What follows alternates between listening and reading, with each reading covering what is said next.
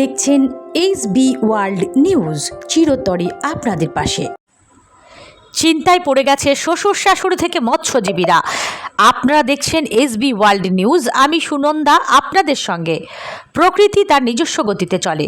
প্রকৃতির খামখেয়ালিপনায় ইলিশ মাছ নিয়ে চিন্তায় শ্বশুর শাশুড়ি থেকে মৎস্যজীবীরা পর্যন্ত।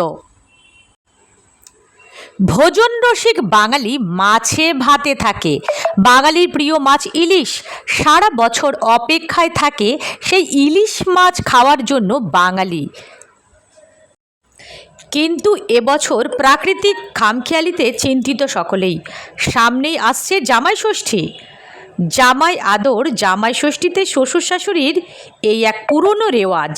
সামনেই জামাই ষষ্ঠীতে জামাইয়ের পাতে পড়বে না ইলিশ, তা নিয়ে চিন্তিত শুধু মাছ বিক্রেতারা নয়, স্বয়ং শ্বশুর শাশুড়িরা।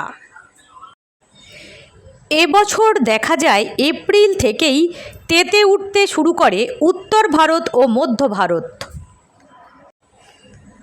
প্রবল তাপপ্রবাহ মানুষকে নাজেহাল করে দেয়। শুকিয়ে যায় নদী, নালা, পুকুর। মাইলের পর মাইল দেখা যায় শুষ্কতা, ধুধু প্রান্তর।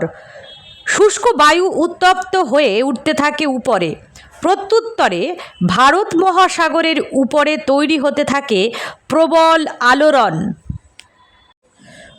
ওই শূন্যতা ভরাট করতে মহাসমুদ্রের উপর দিয়ে ধেয়ে যায় এক প্রবল শক্তিশালী ঝোড়ো বাতাস।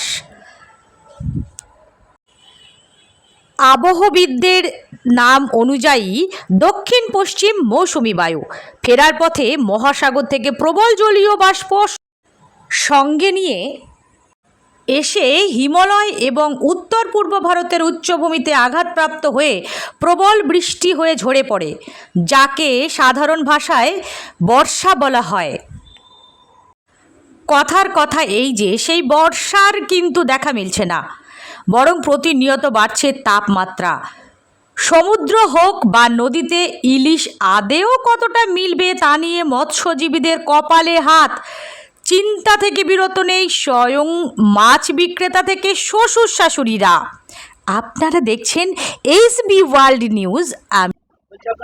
শুভেন্দু বেরা। কি করেন আপনি? মাছ দোকান।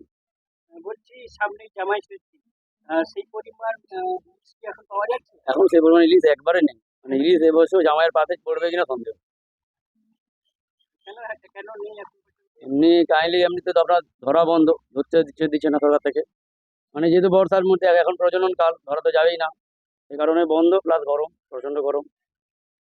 তাহলে কি বারে জামাইয়ের পাতে ইলিশ পড়বে বলে সম্ভবত না, তাও দেখা যাক কি করে। আপনাদের তো বিক্রি তো করতে তো চাই, তো পেলে তো বিক্রি করবো।